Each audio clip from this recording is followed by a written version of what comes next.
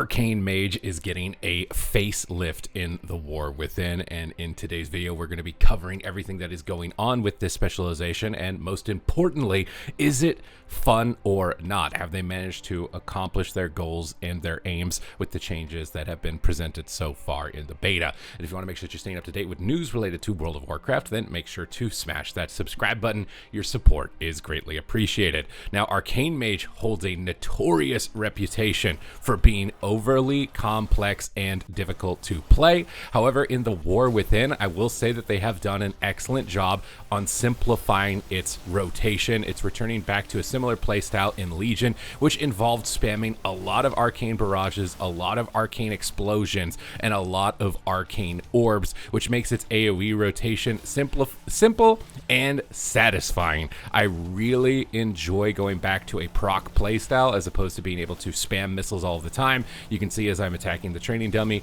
I will get these little purple icons that light up on the side of my screen, and when those are there, it means that I can shoot out some arcane missiles to do massive amounts of devastating damage. It is a very satisfying spec. I really love the Spell Slinger. You can see these little purple crystals spawning above my head occasionally, and those are the splinters. Makes me feel like I'm playing Halo or something, and I've got the Needler just firing in extra missiles on top of it. You can just see all this crashing AoE damage, this massive wave, and this massive swell.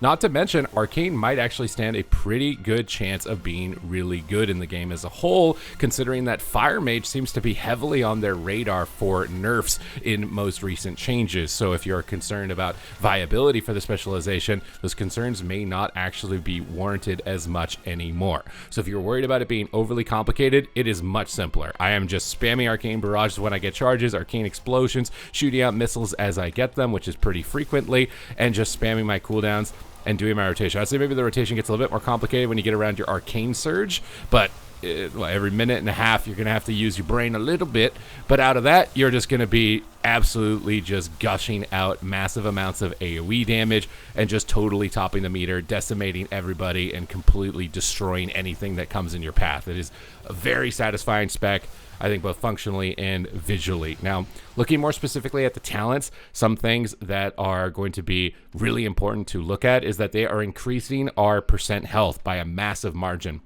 So anything that's related to percentage health, when you blink, you gain a shield equal to 6% of your health.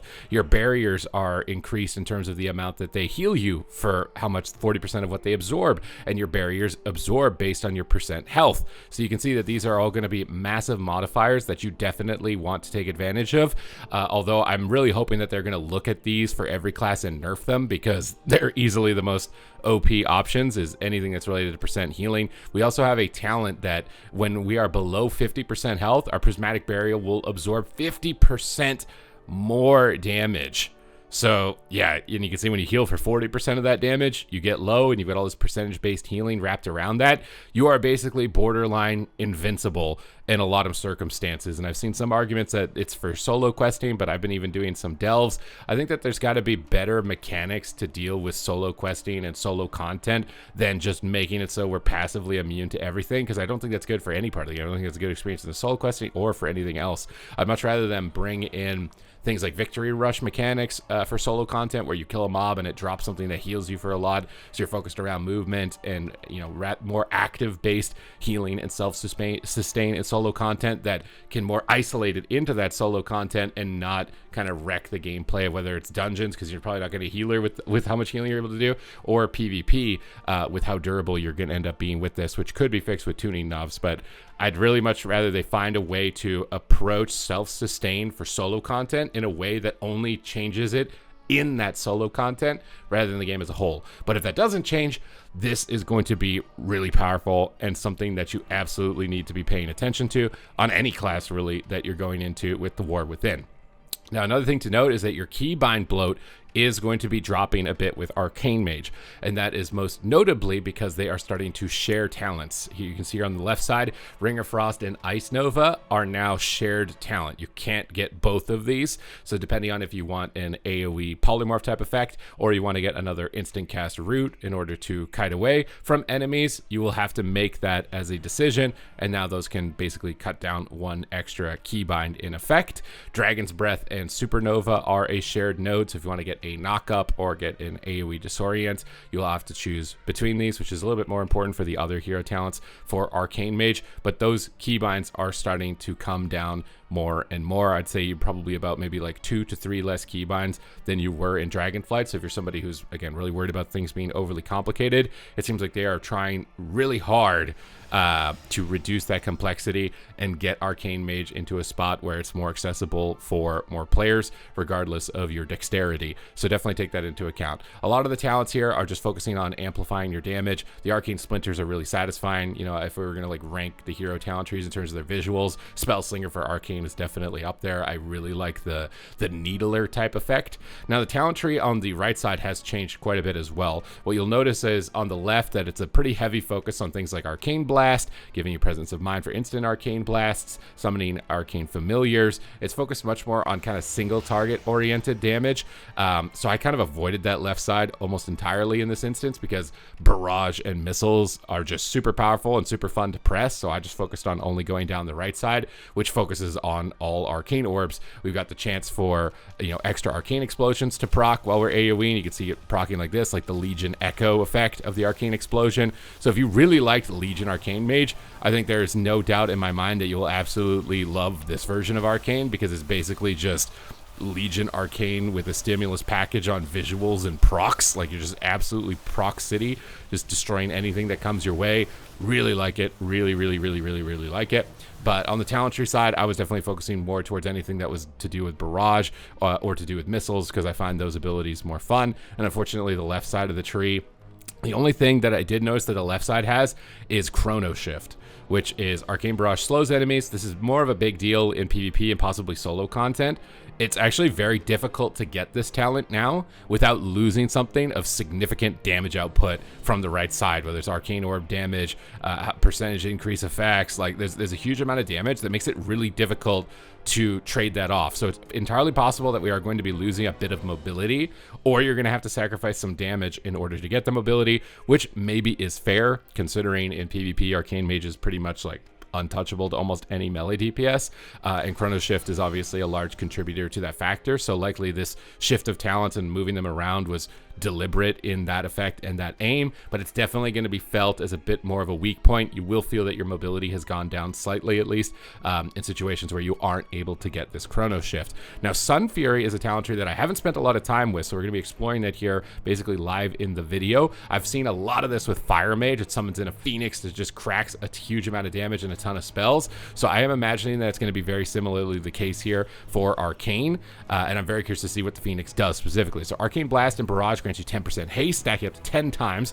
Really important to look at any talents that give you any sort, or sorry, it's 1% haste. Any talents that give you percent stats, secondary stats, because your secondary stats are going to they're just going to get totally decimated here at the start of the expansion compared to the end. So any talents that give you stats are actually really good early on. So here's the Phoenix that we're going to be summoning into battle. We'll conjure spheres that in the next Arcane Blast. See, this focus around Arcane Blast, so my expectation is that this is probably going to be a bit on the weaker side, except for in single target situations, like extended single target situations. Our Prismatic Barrier grants you 5% avoidance and 5% leech. I'm curious, they targeted a bunch of leech effects recently in the last build. I'm wondering if this one actually was included or not, because leech is obviously really strong. Again, another mechanic that I don't think is great for the game as a whole. Your Arcane Phoenix will spell steal when it is summoned and when it expires, so you can get extra purge removal when you ever get the Phoenix, or you can go for Gravity Lapse. But Gravity Lapse does mean that you need to drop Dragon's Breath, and this is now at this moment in time not a stun. It is just like a knock-up root. It holds them in place. So this is a really tough choice to be making between them. You can see it's already, maybe at least in PvP situations, this is not that appealing. Glorious Incandescence, consuming burden of power, causes your next cast of Arcane Barrage to grant 4 arcane charges and call down a storm of 4 meteorites. I'm really excited to see what that looks like. Savor of the Moment, when you cast Arcane Surge, its duration is extended by 0.5 seconds for each Spellfire sphere you have for up to 2.5. Sun Fury Execution, Arcane Barrage deals an additional 100% damage. Okay, so this is helping you out on the PvP department. Oh my god, that is going to give you massive Arcane Barrage executes. Codex of the Sunstrider. Over its duration, your Arcane Phoenix will consume the Spellfire Spheres to cast really powerful effects. Rondermancy. This is a new word I've never heard of before. Spellfire Spheres can now stack up to 5 times, or generating a Spellfire Sphere while your Phoenix is active will cast an exceptional spell. Curious to see how this plays out. And then obviously the effects here. Arcane Barrage grants clear casting and generates 4 arcane charges. So it's possible that this is going to feel pretty good.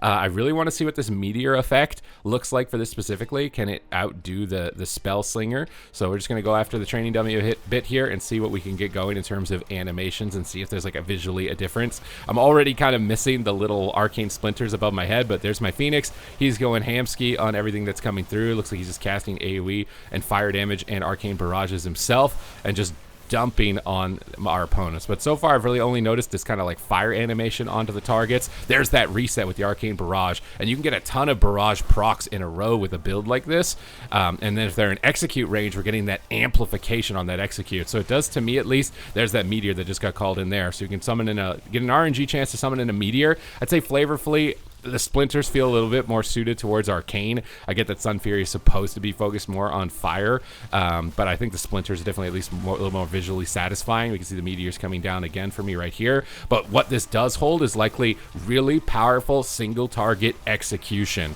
which in PvP and dueling situations could be really good. But when we're talking AoE, is it going to compete with the AoE arcane missiles of the splinters?